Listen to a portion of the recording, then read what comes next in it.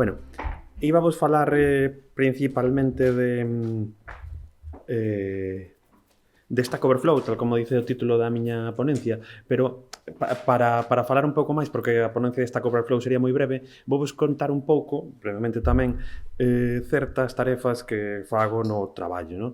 E unha delas son os preparativos para as probas presenciais de exámenes de oposición. Entonces, bueno, como a todos nos gusta R, podemos mirar un pouco o código, pero sin parar moito nos detalles, ¿no? Vale, isto que estamos vendo agora é un fichero CSV, tamén se pode ver así para que teñades claro que é un CSV, ¿no? E entonces, estos son as especificacións de cando vamos a facer un examen, cuáles son os requisitos dese examen, ¿no? Entonces, por exemplo, vemos por aquí abaixo, pues, a fecha e o turno, ¿no? De mañana, pues, Derecho Salón de Actos, Escala Técnica de Finanzas, pues un examen que vai haber o día 23. Estos son datos reales, quero dicir, e así vedes un pouco como traballamos. E se vos presentades algunha oposición, pues, o sea, a vosa lugar onde vos sentedes e onde vos toque facer o examen vai ser calculado con este método. Vale, entonces, as especificacións que lle poñemos é principalmente nesta columna os lugares onde se vai celebrar ese examen e nestas columnas o código da convocatoria, o nombre da convocatoria, etc. Vale.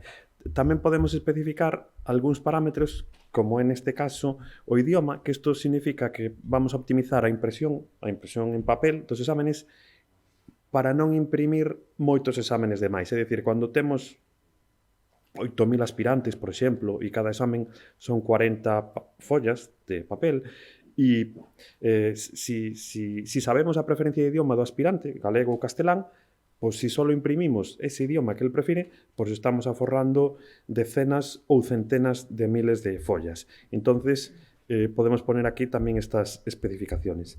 E xa vos vou enseñar entonces un pouco como vai o código e non sei se credes que poña a letra un pouco máis grande ou se máis ou menos se pode ver así. Un pouco máis grande, vale.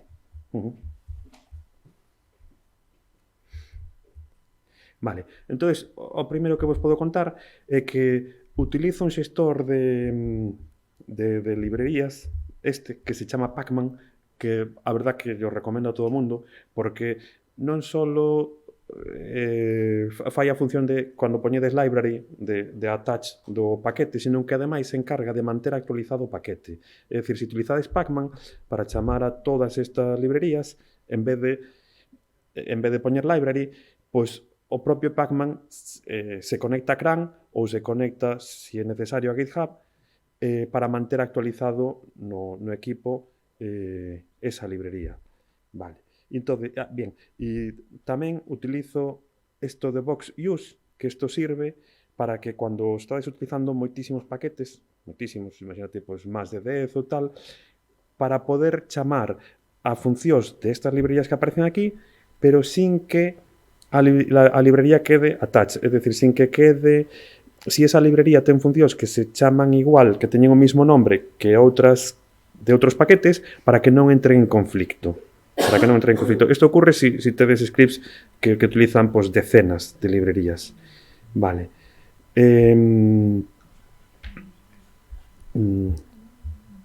Bueno, leemos o fichero CSV.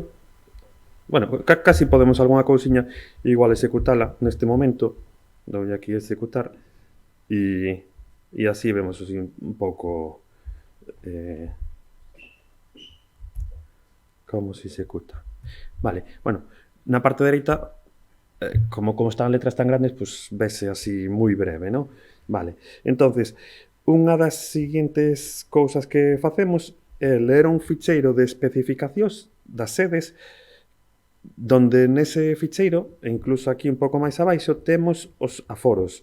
É dicir, nun lugar como pode ser Silleda,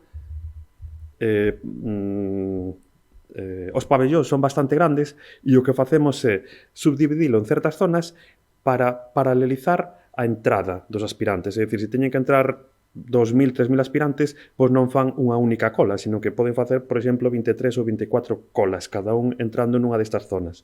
E entonces, temos que ter uns parámetros de saber cual é o aforo de cada zona. Por exemplo, aquí abaixo hai unha zona que é un pouquiño máis grande que as outras.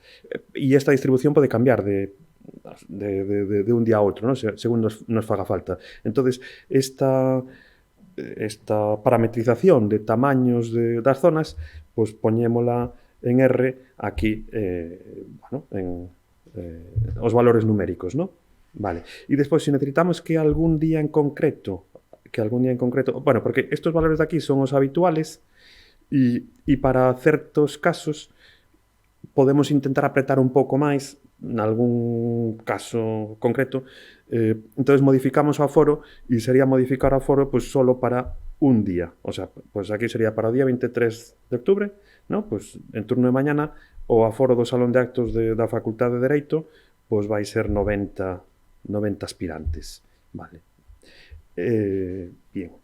Entonces, o que pretendemos como programadores é intentar automatizar a maior parte do traballo, ¿no? Entonces, como podedes supoñer, en vez de facer moitísimas especificacións, intentamos o que xa consta, a información que xa consta, pois léela desde base de datos, desde as fuentes que xa hai, ¿no? Entonces aquí conectamos por JDBC a unha base de datos que é, pois, como a principal base de datos de gestión de personal da Xunta de Galicia, ¿no? Entonces podemos conectar e podemos ler un pouco de información sobre convocatorias, por exemplo, e, bueno, se ve pouquísimo, porque o tamaño da letra é tal, pero aquí teríamos a información de plazas ofertadas, si ten turno de promoción interna, solo turno libre, fechas de límite de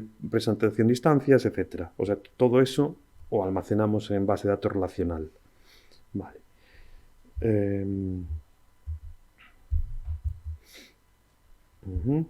Bueno, como estou executando así a saltos, en vez de executarlo seguido, pois igual aquí abaixo me dá algún fallo, porque non estou executando todas as líneas, non? Estou solo collendo algunha suelta. Vamos a ver.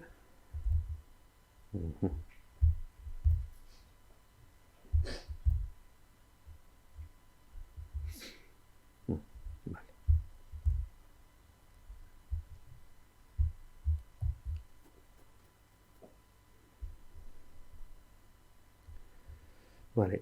Con este SQL, o sea, dentro de R podemos meter SQL. En tarefas administrativas é moi habitual meter SQL dentro de R para chamar unha base de datos e executar xusto ese SQL.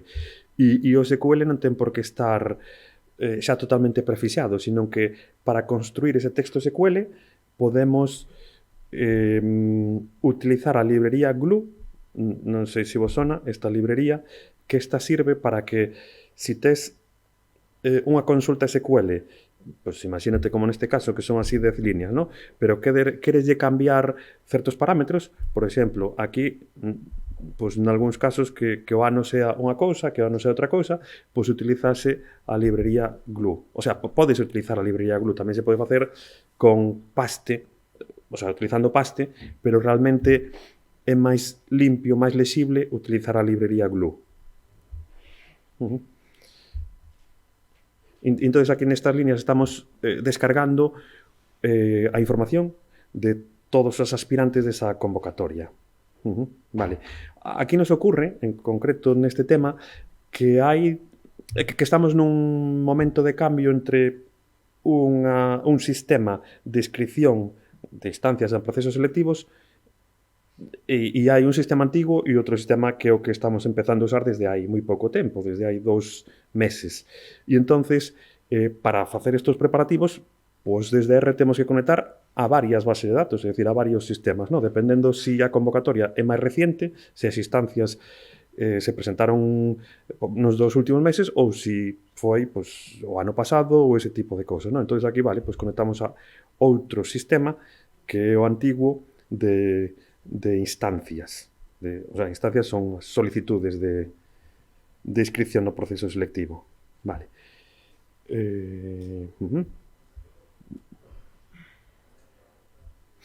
Vale. En R xa sabedes que se pode ler perfectamente ficheiros de Excel, entonces as adaptacións que precisan algúns dos aspirantes, adaptacións de, por exemplo, unha persona que teña problema para sentarse en certa silla, ou adaptación de tempo, ou que quere un foco de iluminación adicional, ou por exemplo, unha persona que necesita para a linguaxe de signos un intérprete ou algunha persona que sea invidente, etc. Esos datos de adaptacións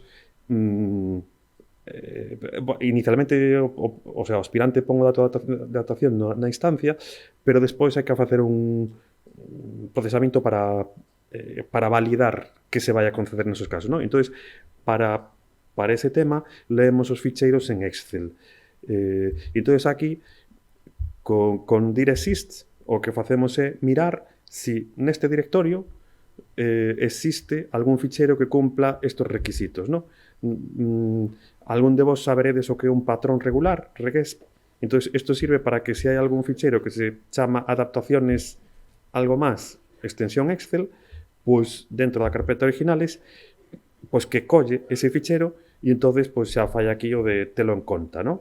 E revisa que esa adaptación este concedida, non só que este solicitada, sino que tamén que este concedida. Vale. Vale. Neste procesamento, os datos que temos que vamos a procesar son introducidos polos propios aspirantes, é dicir, non é como, por exemplo, noutras xestións de personal que internas de unha comisión de servicio ou unha inscripción temporal, etc. Nestas, os datos de nombre e apellidos meteos o propio aspirante e, en moi poucos casos, pero en algún, os aspirantes equivócanse no seu propio nombre. Entón, aquí facemos certa revisión de se puxeron algunha cousa que non teña sentido, non? Pois, poñer o nombre no campo do apellido ou poñer algún símbolo, pois símbolos extraños ou cosas dese tipo, non? Vale, facemos certas revisións. Vale.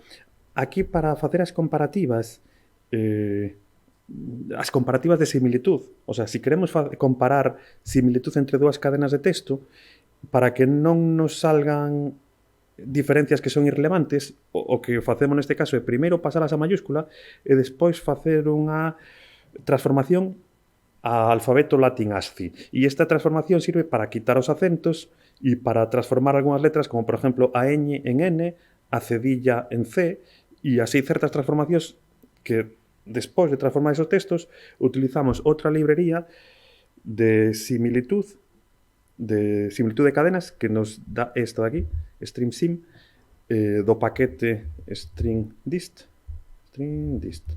Vale. Que nos dá unha puntuación, o sea, ten varios algoritmos, pero, bueno, esta comparación é bastante fácil, nos sirve cualquiera dos algoritmos de comparación de cadenas de texto e nos dá unha nos dá unha puntuación de decir, pois, entre estas dúas cadenas hai unha similitud do 90%, do 85%, ou do 60%, non? Bien, vamos un pouco máis abaixo e despois vos enseño un pouco como os resultados dos ficheiros que salen de preparativos de todo este código de R, non? Vale, aquí temos en conta se o examen non é o primeiro, pois hai que, o sea, para calcular os aspirantes hai que coller solo os que aprobaron o examen previo. Entón, aquí pois, se collen os datos dos exámenes previos para coller solo os aprobados. Vale. E entonces, isto de asignar sede foi que tuvemos durante o ano pasado, durante un pouco despois do confinamento COVID, cando pudemos empezar volver a empezar a facer probas selectivas, fixemos algunhas bastante grandes, e entonces fixéronse exámenes multisede que era no mismo día, tanto examen en Vigo como en Santiago como en Lugo, en varios lugares, ¿no? Entonces, para asignar a sede a que se tiña que presentar o aspirante, intentábamos que fora o máis cercano ao seu domicilio que declarou na instancia. Entón, aquí se asigna a sede tendo en consideración o domicilio do aspirante. Vale. E turno de mañá e de tarde. O turno de mañá e de tarde, bueno, é simplemente eso. O que pasa que, por normativa, non podemos sempre facer os cortes empezando pola letra A do abecedario. É dicir, se temos un cupo de 1000 persoas pola mañá e 1000 pola tarde, non podemos coller as 1000 primeiras empezando pola A. Entonces, dependendo do ano da convocatoria, pois temos que empezar por unha letra en concreto. Entonces, hai aquí uns poucos cálculos que isto de letra de apellido para empezar a ordenar esos listados por esa letra de apellido. Vale. Vamos a ver. Vale. Vale, eu creo que casi vos vou enseñar un pouco como salen os ficheiros e así vedes, vale. Por exemplo, os ficheiros, algún deles sería... bueno, a aplicación tamén fai salida a PowerPoint, entonces estos son os carteles que se poñen nas portas. Estos que vedes é dunha convocatoria reciente de 1 de octubre e non era tan complicada. Quer dizer, non era tan complicada, eran uns cientos de aspirantes e entonces, bueno, pues non hai tantos carteles, non ten tantos datos estas diapositivas, no? Aquí lles indica pues, desde cual apellido vai cada porta. E intentamos, como levan exámenes diferentes os de promoción interna, intentamos poñelos nunha porta en concreto, non? Na porta 1. Vale.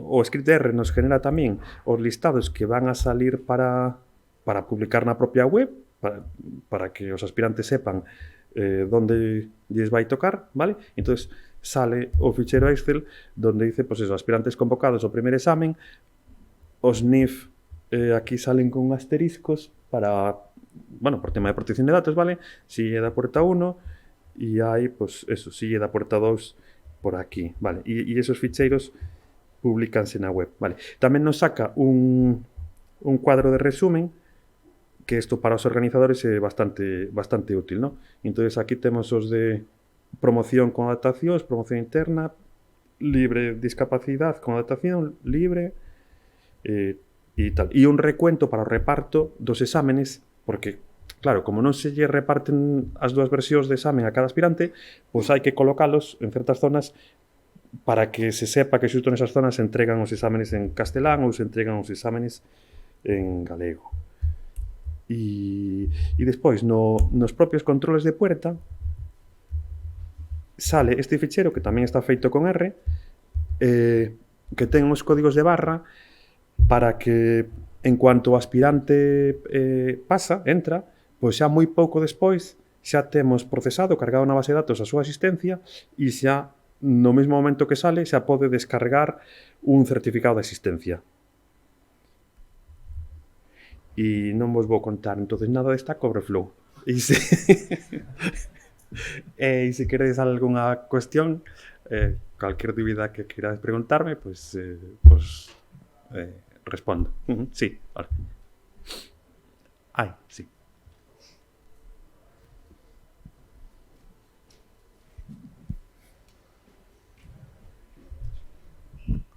Ese código es muy extenso.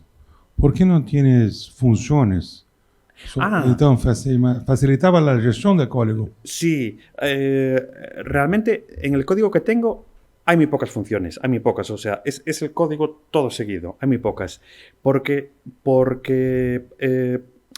toda la tarea, todo el procesamiento se hace en un único script. Es decir, si hubiese varios scripts que unos llaman a otros, pues sí que tendría varios ficheros de R con funciones, pero realmente este procesamiento está todo puesto en el mismo script. Entonces, es una cuestión de gustos, de preferencias. O sea, se podría haber hecho con funciones, pero prefería hacerlo así seguido. Simplemente, bueno, una elección personal. Porque me parece que tuviese un trabajo muy grande para desenvolverlo todo. Y así como está, poco se puede utilizar en otras partes. Bueno, realmente... Por ejemplo, yo si lo tengo una convocatoria en ingeniería, lo sería un poco diferente. Si lo tengo otros tipos de convocatoria o mismo a sesión de clases posterior a las pruebas, podría ser utilizado parte de eso. Así no es posible. Sí, o sea, si tuviésemos intención de que este código, el código fuente, se fuese a utilizar para otras cosas, pues supongo que sí que meteríamos ciertas partes dentro de ciertas funciones. Para otra parte de procesamiento de procesos selectivos que realizo, que es al final el nombramiento, en esa parte, ahí sí que hay funciones. En otra parte, en otras tareas. Pero en esta en concreto no se reutiliza el código, es decir, no se reutiliza para otras cosas, solo se utiliza para esto en concreto. Bueno, ¿Alguna? pues agradecemos a Vale. Marcos de la Muy bien.